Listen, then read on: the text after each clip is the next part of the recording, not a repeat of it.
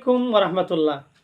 আজকের প্রশ্ন হলো, বর্তমান সময়ে আমরা যে বাথরুম ব্যবহার করি তার ভিতরে অজু এবং গোসলের ব্যবস্থা আছে, অ্যাটাচ বাথরুম যেটাকে বলি।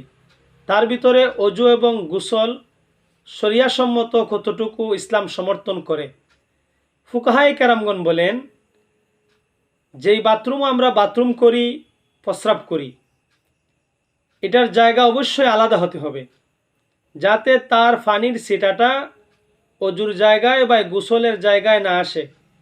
স্বাভাবিকত আমরা দেশে যে বাথরুমগুলো আছে এরকমই, যে প্রস্রাবের সময় অথবা টয়লেটের সময় যে পানিগুলা ব্যবহার করি, স্বাভাবিকত এই পানিগুলা অজুর স্থানে বা গোসলের স্থানে আসার কোনো সম্ভাবনাই থাকে না, পরিষ্কার পরিচ্ছন্নতা থাকে। বেশিরভাগ বাথরুমগুলোতে টাইলসই ব্যবহার করা থাকে, যেটার পরিবেশ অত্যন্ত মনোরম, ভালো লাগে দেখতে। সুতরাং এমন বাথরুমে গোসল এবং অজু উভয়টাই করা যায়। মাস্তুন তরিকা হলো যে অজুর শুরুতে আমরা বিসমিল্লাহ পড়ি, তার ভিতরে বিসমিল্লাহ পড়া যাবে কিনা, এই বাথরুমের ভিতরে বিসমিল্লাহ পড়া যাবে কিনা। বর্তমান সময়ের মুফতিয়ানে কেরাম, ফুকাহায়ে কেরামগণ বলেন, যদি বাথরুমের যেই কমেট ময়লা যদি তাতে না দেখা যায়, ভিতর যদি ক্লিন হয়, পরিষ্কার হয়, সে যদি বিসমিল্লাহ মনে মনে উচ্চারণ করে তাতে কোনো অসুবিধা নাই।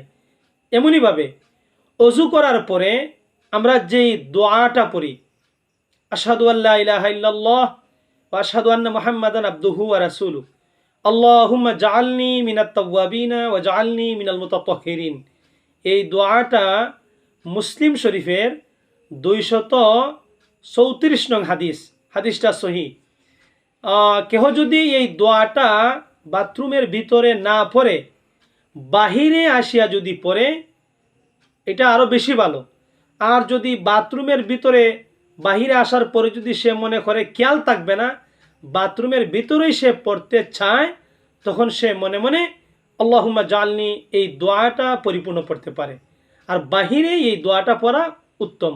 আশা করি আমরা এই মাসালাটা বুঝতে পেরেছি। আল্লাহ তাআলা আমাদের সকলকে বোঝার তৌফিক দেন।